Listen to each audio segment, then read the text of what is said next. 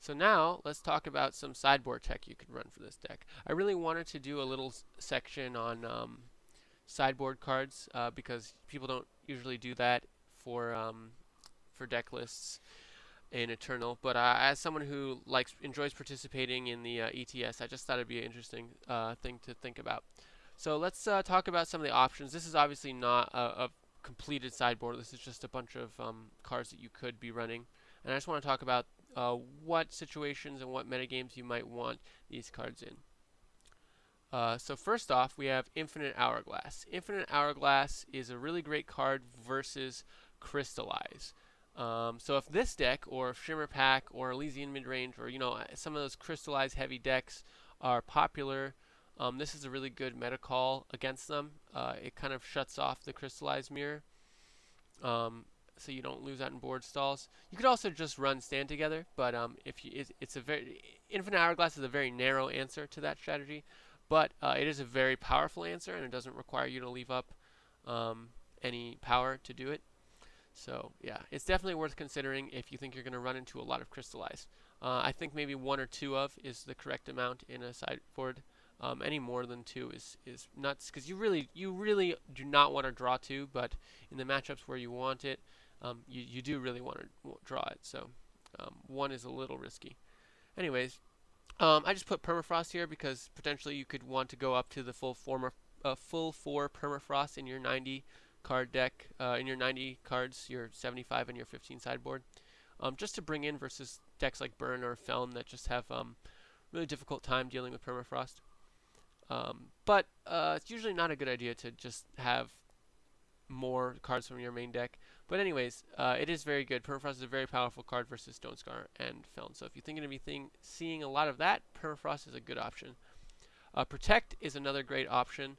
Works very poorly with False Prince, but it's good against Burn and it helps protect. It's a 1 mana or 1 power card, so it's a really big tempo swing if you can block something like a Death Strike with it. And it's also just less power intensive. You're just trying to leave up 1 power a turn instead of trying to leave up 3 for Stand Together.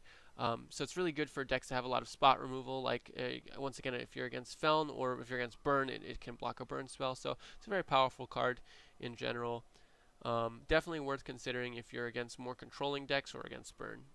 I probably would run about 2. Any more than that is a little rough, I think, because you don't want too many cards that don't do anything in your hand. Accelerated Evolution is another interesting one. Thundershot has actually been running this card in his main deck, I believe, in his TJP midrange deck. His deck is a little different. It's a little more midrange focused, running things like Parliament. But anyways, Accelerated Evolution is a really interesting card because it has a lot of utility, helps shore up the deck's weakness to flyers, and it also gives units endurance, which is the important part, I think, which is similar to Infinite Hourglass. It has really good protection against things like Permafrost and Crystallize. Oh yeah, another thing I should say about Infinite Hourglass is also just good against Permafrost in general. But anyways, Accelerated Evolution can answer 2 Permafrosts, right? It can free 2 units from Permafrost, and it can stop them from being crystallized or whatever. And it can also, it's 2 cards, so you can target something to pop Aegis and then remove something with Vanquish. It's just got a lot of utility. It's a very good card. Lets you make a flyer and just start attacking over stalled boards. So there are certain meta games where this card could be very useful. Has a lot of utility, and if you're kind of tight on sideboard slots, I definitely would consider Accelerated Evolution because it just covers a lot of ground. It's a very versatile card and a very powerful card. Once again, really bad with False Prince though. Don't do that. That'd be bad. Okay, Backlash, always worth considering. Make sure all your backlashes are premium. If you're going to say no to somebody, make sure you do it as shiny as possible. Backlash is better than I think people give it credit for. It answers cards like Scouting Party and Great Parliament in addition to obviously answering removal. So it's a pretty good card in a lot of matchups. I think if you're expecting a lot of control, it's a good option. Or if you're expecting control, but you want kind of something to bring in versus matchups where your removal is really bad, but I guess what I'm trying to say is Stand Together only stops removal, whereas Backlash can deal with things like Great Parliament and assembly line and scouting party as well. So if there's a matchup you have that you think you're going to run into a lot where your removal, your 1-for-1 removal is going to be really bad, and there are spells that you think are more powerful than, like if you think Backlash will do more than a 1-for-1 removal, I think Backlash is a good option. And it also can be brought in versus control, obviously. So you're just not running way too many stand-togethers. A Vanquish could always go up to 4 in the sideboard. Vanquish is, once again, just a really powerful removal spell. Permafrost and Vanquish is a really great combination of removal, so I just think Vanquish is a good card, and you can definitely consider going up to the 4th copy if you're running 3. Put the extra copy in your sideboard. Definitely I've heard people say things like if you're running 3 copies of a card in your main board and 1 in your sideboard, you should probably just be running 4 in your main board, and I don't think that they're wrong, so might not be worth considering. Might just want to run 4 in the main board and then not have to run it in the sideboard. But anyways, I thought I'd put it here because it is a very powerful card, and against certain decks it's very good. Like, for example, Combrei and Burn and Elysian. So, yeah. Pretty bad versus Feln, though. That's for sure. Combrei Healer is just a really good card, really good blocker. It's something I'd want to bring in versus Burn. Burn is... a lot of these cards are for Burn. Burn is a matchup that I think the deck has a tough time with because of Impending Doom and Soulfire Drake and Umber Reaper all being flyers, and then also it just doesn't have, the deck main board doesn't have a ton of interaction with Burn spells going to face. So Combrei Healer is a great blocker, stops Arc Report Instigators, Oni Ronins, all those 1-drops and 2-drops. That's good versus Rakano as well. They have a tough time dealing with it because it doesn't die to Torch or Vanquish. Unlike False Prince, which dies to both. Yeah, Combrei Healer is a great card if you think you're going to be running into more aggressive decks, because this deck does take a little bit of time to fix its mana and get set up, unless you get those crazy double Awakened Student openings. So yeah, Combrei Healer is a good card to consider.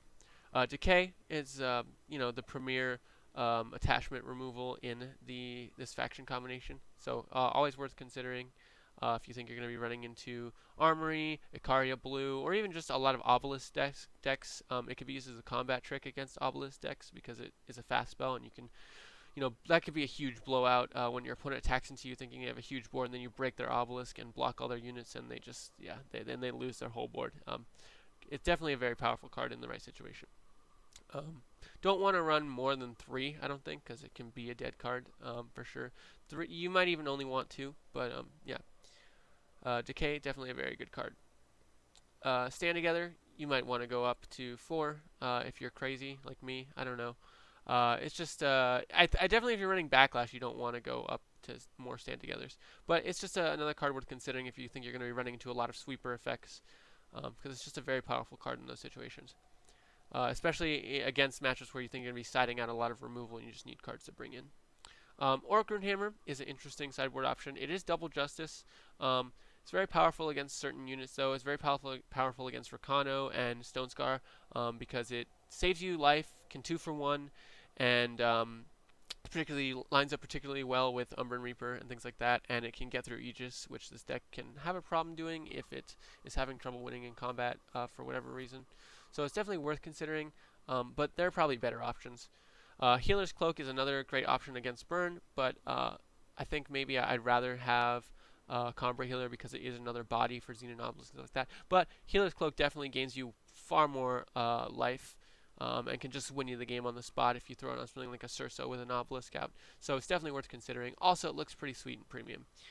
Rain of Frogs is just a good anti-control option, or just any deck that is doing gross things from hand, like casting Shimmer Pack or just burning you out, and doesn't play a ton of units that you want to remove.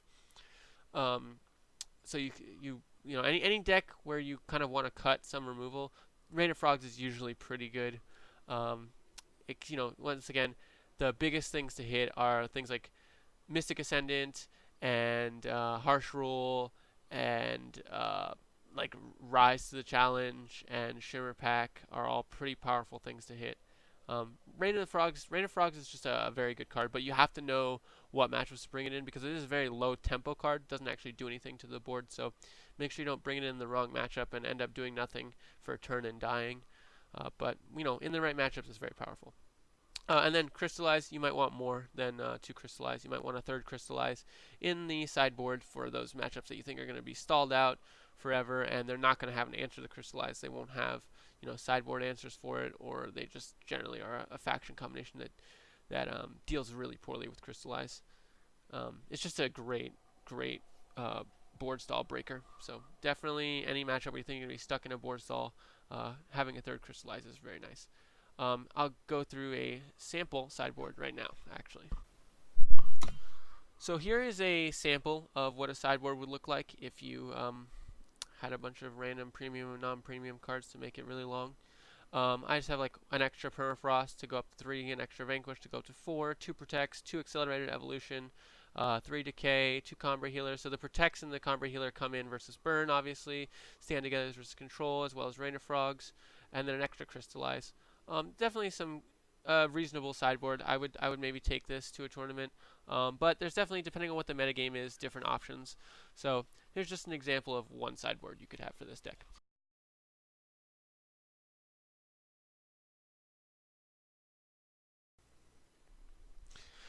Hello everyone, Gabe, probably better known as Calendar here, and I'm trying something a little different today. I'm going to do a deck tech on Time Justice Primal Midrange, a deck that I ran to a top 3 finish. Oopsie, nope, no, I didn't do that. That didn't happen. Okay. As well as Siraf, which is just another very another well statted, another high statted. Oh my, I'm going to try again. All right. Hello everyone, Gabe, probably better known as Calendar here, and I'm gonna do a thing. Yep,